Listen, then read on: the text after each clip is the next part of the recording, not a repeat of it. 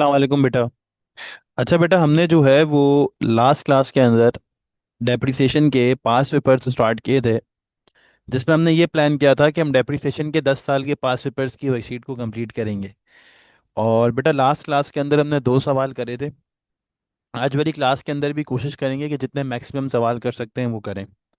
तो without time wasting अगर बेटा मैं क्वेश्चन स्टार्ट करता हूँ, तो क्वेश्चन में बेटा ये बोल रहा है, अमी owns a manufacturing business, her financial year ends on 30th अप्रैल। ठीक है। She has the following depreciation policy. Machinery is depreciated at the rate of 25% per annum using reducing balance method. अच्छा, मशीनरी पे कौन सा मेथड लग रहा है बेटा? Reducing balance. Reducing balance method अगर याद हो तो वो बेटा हमेशा किस पे अप्लाई होता था? नेट बुक वैल्यू पे। स्ट्रेट लाइन हमेशा कॉस्ट पे लगता था और रिड्यूसिंग हमेशा नेट बुक वैल्यू पे लगता था। कैसे निकालते थे इसमें हम? कॉस्ट में से पहले पुरानी टोटल अक्यूमुलेटेड डेप्रिसिएशन को माइनस करते थे और जो आंसर आता था उस पे परसेंटेज रेट अप्लाई कर देते थे। दूसरे एसिड पे इसने बोला है, office furnitures is depreciated at the rate of 10% per annum using straight line method. Office furnitures पे स्ट्रेट लाइन मेथड लग रहा है बेटा। स्ट्रेट लाइन मेथड किस पे अप्लाई होगा? कॉस्ट पे। And loose tools are depreciated using revaluation method. अच्छा, मैंने आपको बताया था लूज टूल्स का मतलब होता था लो वैल्यू आइटम्स, जैसे स्टेशनरी हो गई या क्रॉकरी हो गई, इन सबको हम लूज टूल्स कहते थे। इन पे कौन सा मेथड लग रहा है बेटा? रीवैल्यूएशन मेथड लग रहा है, जो कि बेसिकली कंपैरिजन मेथड भी होता था, याद है? जिसमें अगर आप लोग को लेक्चर याद हो तो हम एक फॉर्मूला लगाते थे, opening value of asset plus any additional asset अगर कोई खरीदा है तो, less any disposal of asset and less the closing value. ठीक है जी। तो तीन एसेट्स हैं बिजनेस के पास टोटल, और तीनों पे अलग अलग मेथड लग रहा है। तो अच्छा है, तीनों मेथड हमारे डिवाइस हो जाएंगे। पॉलिसी क्या है? A full year depreciation is charge in the year of purchase but no depreciation is charge in the year of sale. बेटा जब भी एसेट खरीदूंगा हमेशा पूरे साल की डेप्रिसिएशन चार्ज करूंगा, और जब भी एसेट बेचूंगा तो उस साल की डेप्रिसिएशन को काउंट नहीं करूंगा। बेसिकली बेटा इधर जो पॉलिसी है वो कौन सी पॉलिसी है हमारी? ईयरली पॉलिसी है। इस वाले सवाल के अंदर हमें मंथ्स काउंट नहीं करने हैं। जैसे लास्ट क्वेश्चन के अंदर तो हमने मंथ काउंट करे थे ना, इधर हमें मंथ काउंट नहीं करने। खैर, अगर रिक्वायरमेंट पढ़ते हैं बेटा, तो एग्जामिनर की पहली रिक्वायरमेंट क्या है? Give two reasons why depreciation should be charge. बोला है दो रीजंस बताओ डेप्रिसिएशन क्यों निकालते हैं, ताकि एसेट की नेट बुक वैल्यू पता चल जाए, है ना? To calculate net book value of non current assets. Net book value क्या होती है? एसेट की फेयर वैल्यू, है ना? तो एसेट की फेयर वैल्यू पता लगाने के लिए हम एसेट को डेप्रिशिएट करते हैं। और इसके अलावा टू अप्लाई अकाउंटिंग कॉन्सेप्ट्स, है ना? डेप्रिसिएशन हम इसलिए भी निकालते हैं ना ताकि अकाउंटिंग कॉन्सेप्ट्स अप्लाई हो जाए। कौन कौन सा अकाउंटिंग कॉन्सेप्ट है याद है? प्रूडेंस और मैचिंग। प्रूडेंस कॉन्सेप्ट क्या कहता था? कि आपके एसेट और आपके प्रॉफिट को ओवरस्टेट नहीं करना है, इसलिए तो हम डेप्रिसिएशन चार्ज करते हैं, ताकि एसेट की वैल्यू फजूल में ना बढ़े और प्रॉफिट भी फजूल में ना बढ़े। मैचिंग कॉन्सेप्ट क्या कहता था? आपकी करंट ईयर की इनकम और करंट ईयर के एक्सपेंस मैच होने चाहिए। जो जिस साल का खर्चा है आपको उसी साल रिकॉर्ड करना जरूरी है। ठीक है। तो ये दो रीजन हमने इसको अप्लाई कर दिए।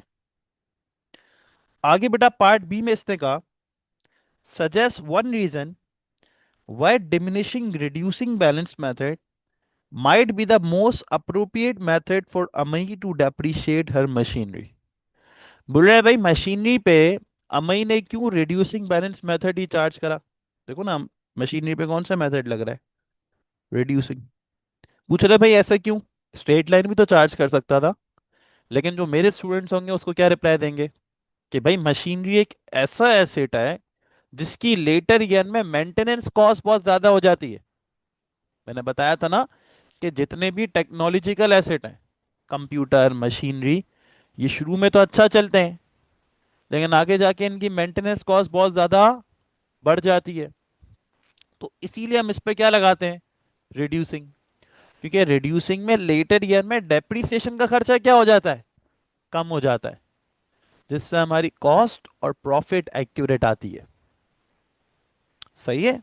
तो आप इसको ये कहोगे, machinery as a asset which has higher maintenance cost in later years, and in RBM depreciation is reduced in later years. So we charge RBM so that we could calculate accurate cost and accurate profit. Simple. ठीक है जी। अब बेटा आते हैं requirement पे। इधर इसने हमें कुछ डेटा दिया है। The following information is available for the year ended 30th April 2011। Opening balance इसने बता दिया है। साल के स्टार्ट में मशीनरी 80,000 की थी, ऑफिस फर्नीचर्स 15,000 के थे, और इनकी पुरानी डेप्रिसिएशन भी आपको दे दी है, मशीनरी की भी और ऑफिस फर्नीचर्स की भी। अच्छा, डिटेल्स क्या दी हैं। On 31st July 2010 additional machine 18,000 was purchase. 31 जुलाई 2010 को हमने 18,000 की नई मशीन खरीदी है। आगे इसने बताया, on 20th Feb 2011 office furniture which had cost $1,000 on 1 May 2008 was sold for $550 cash. Sir नहीं समझ आई ये एंट्री। देखो बहुत सिंपल है। इसने बोला एक ऑफिस फर्नीचर जो कितने का लिया था, $1,000 का। कब लिया था भाई, 1 मई 2008 को। वो हमने बेटा बेच दिया कितने का, $550 का।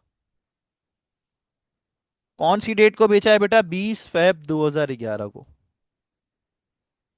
यानी एक चीज 2008 में ₹1,000 की ली थी, वो 20 फेब 2011 को 550 की बेच थी। तो अभी मैं ये नहीं कह सकता कि मुझे 450 का लॉस हुआ है, ये टोटली गलत होगा।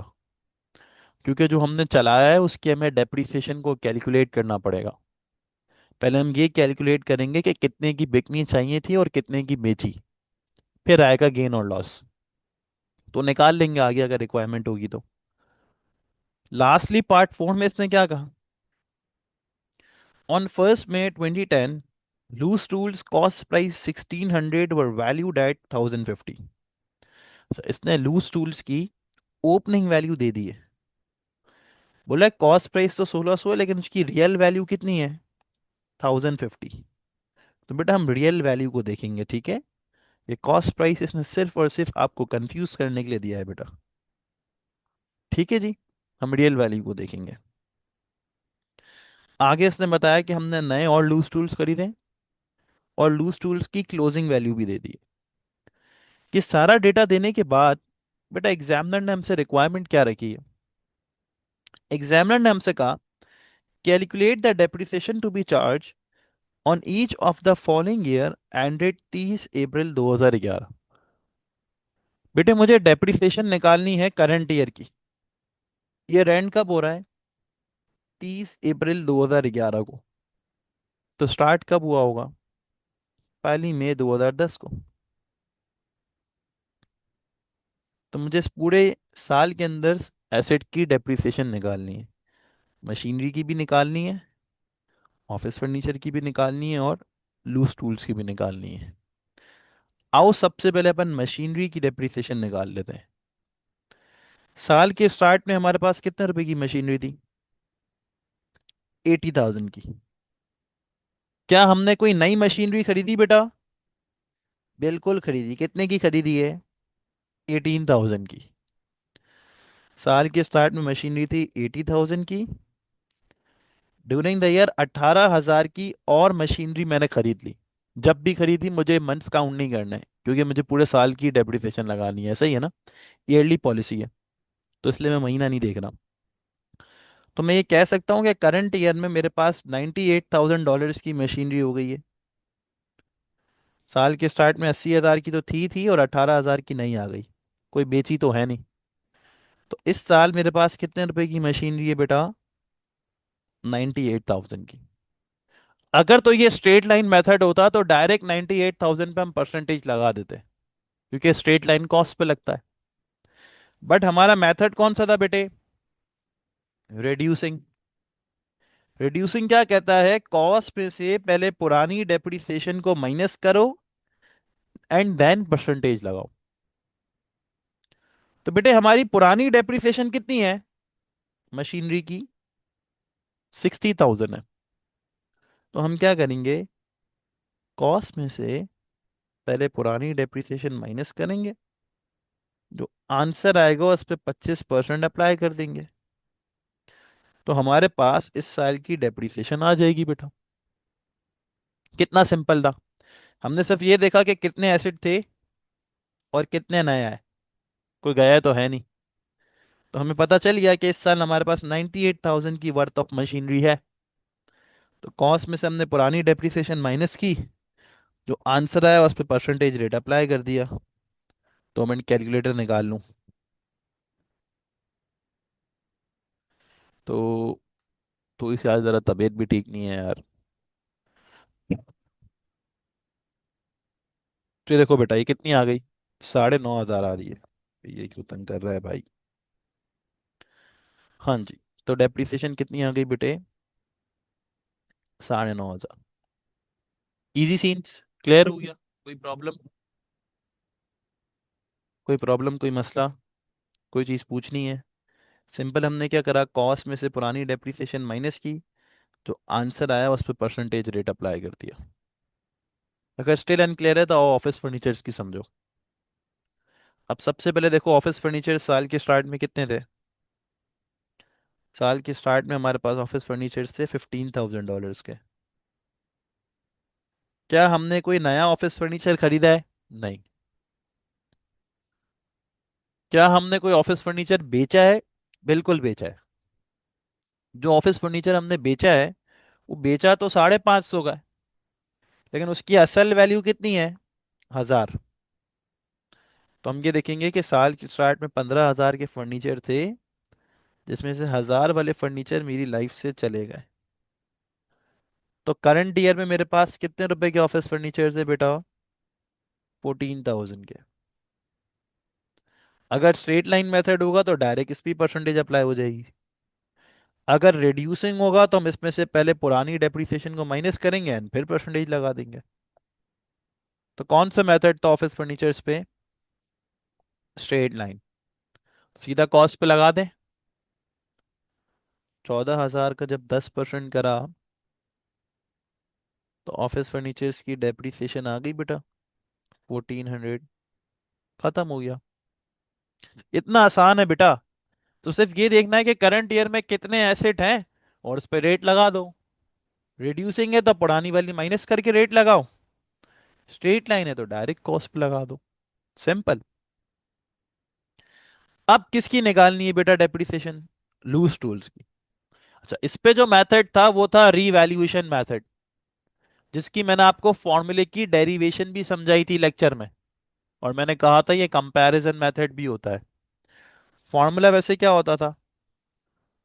Opening value of asset plus any additional asset less any disposal of asset and less the closing value. साल के स्टार्ट में मेरे पास कितने रुपए के लूज टूल्स थे? 1,050 के। ऐसा ही है। ड्यूरिंग द ईयर मैंने 630 के लूज टूल्स और खरीद लिए। तो क्या ये मैं कह सकता हूं कि मेरे पास 1680 के लूज टूल्स हो गए? कह सकता हूं ना, 1,050 के थे, 680 के नए खरीद लिए, कोई बेचा तो है नहीं।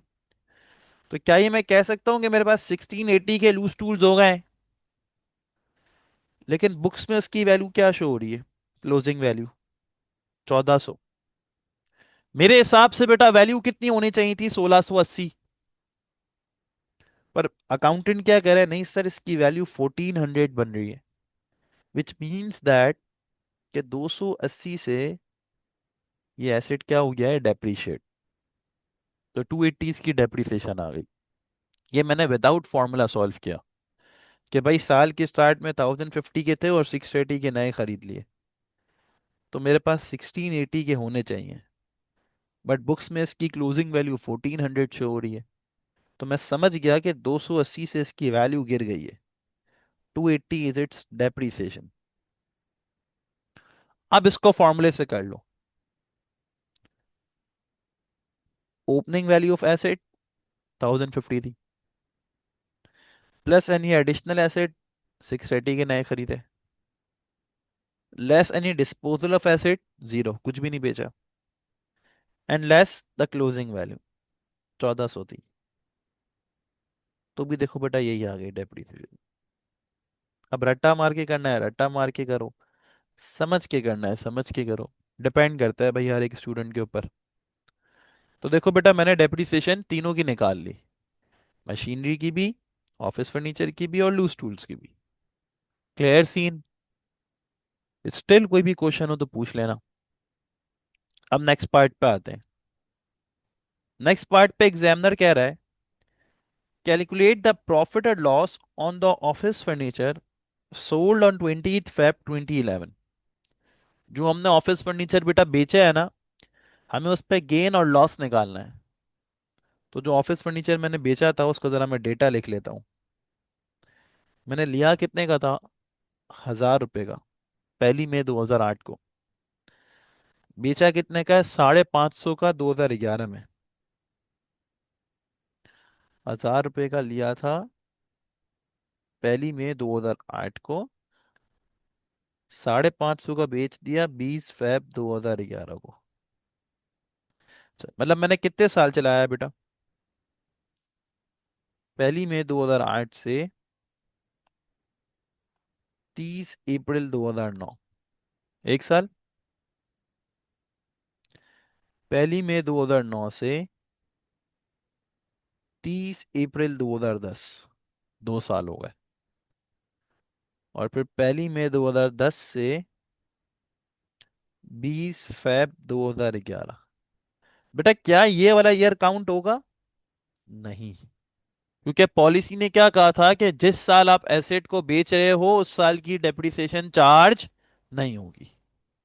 यानी हम सिर्फ इस साल को और इस साल को काउंट करेंगे। विच मीन्स दैट हम ये कंसिडर करेंगे कि हमने इस एसेट को बेटे 2 साल चलाया है। कितना साल चलाया है बेटे? 2 साल। तीसरा वाला साल काउंट नहीं होगा।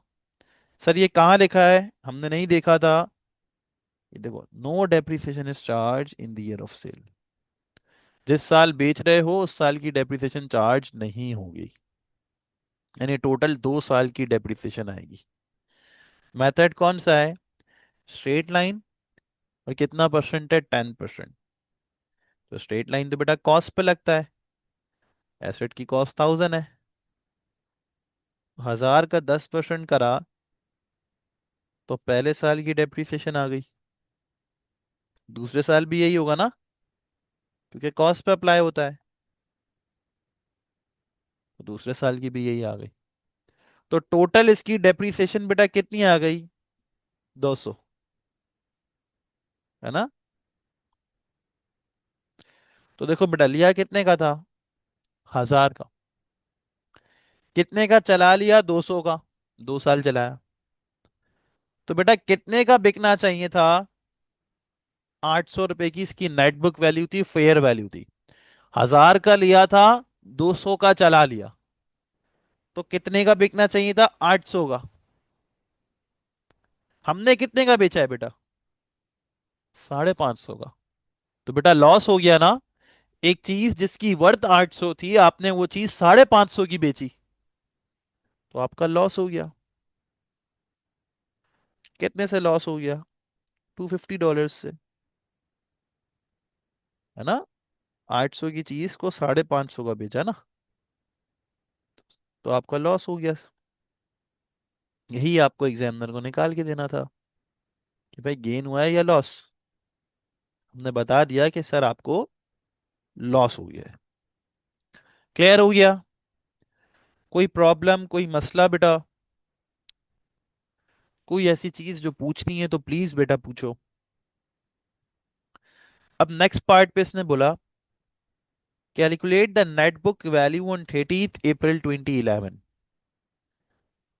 नेट बुक वैल्यू निकालनी है मशीनरी की और ऑफिस इक्विपमेंट की। बहुत आसान है, no tension. Net book value कैसे निकालते हैं? कॉस्ट में से टोटल डेप्रिसिएशन माइनस करते हैं तो हमारे पास नेट बुक वैल्यू आ जाती है। इस साल की निकालनी है तो इस साल हमारी जो मशीनरी थी उसकी कॉस्ट कितनी हो गई थी? 98। 80 की तो पहले से थी और 18 की नहीं ली थी ना। तो इस साल मशीनरी की कॉस्ट कितनी है? 98। नेट बुक वैल्यू के लिए क्या करना पड़ेगा? कॉस्ट में से उसकी टोटल डेप्रिसिएशन को माइनस करना पड़ेगा। सिंपल है। मशीनरी की पुरानी डेप्रिसिएशन कितनी थी? 60,000। और इस साल की तुमने कितनी निकाली? 9,500। तो टोटल डेप्रिसिएशन बेटा कितनी हो गई? 69,500। पुरानी वाली प्लस नई वाली। पुरानी वाली 60,000 ऑलरेडी थी और इस साल 9,500 से और वैल्यू गिरी। तो टोटल डेप्रिसिएशन कितनी हो गई? 69,500। क्योंकि नेटवर्क वैल्यू के लिए हमें टोटल डेप्रिसिएशन माइनस करनी पड़ती है। तो कॉस्ट में से बेटा टोटल डेप्रिसिएशन माइनस कर लें। तो देखो बेटा हमारे पास नेट बुक वैल्यू आ गई 28,500। इतना सिंपल था बेटा। मुफ्त के मार्क्स देता है बेटा एग्जामिनर डेप्रिसिएशन के टॉपिक में। अब देखो ऑफिस फर्नीचर्स की निकालनी है। कंफ्यूज नहीं होना है, अब ध्यान से सुनना। इस साल हमारे पास ऑफिस फर्नीचर्स कितने के थे? 14,000 के। 15,000 के थे जिसमें से 1,000 वाले हमारी लाइफ से चले गए। तो कितने के थे? 14,000 के। ये मैंने कॉस्ट लिख दी। अब इसमें से मैं टोटल डेप्रिसिएशन को माइनस करूंगा तो मेरे पास नेटबुक वैल्यू आ जाएगी। तो बच्चे कहेंगे सर ये तो बहुत सिंपल है। इसकी पुरानी डेप्रिसिएशन 5,000 थी और इस साल की आपने 1,400 निकाली थी। तो टोटल जो इसकी डेप्रिसिएशन हो गई वो 6,400 हो गई। तो सर आप 14,000 में से 6,400 माइनस करें तो आपके पास नेटबुक वैल्यू आ जाएगी। बेटा इसमें जो आंसर आएगा वो गलत आएगा। क्यों सर? आपने तो कहा टोटल आती है। पुरानी वाली प्लस नई वाली। पुरानी वाली 5,000 थी और इस साल की आपने 1,400 निकाली। तो टोटल हमारी कैलकुलेशन के हिसाब से तो ये 6,400 ही बनता है।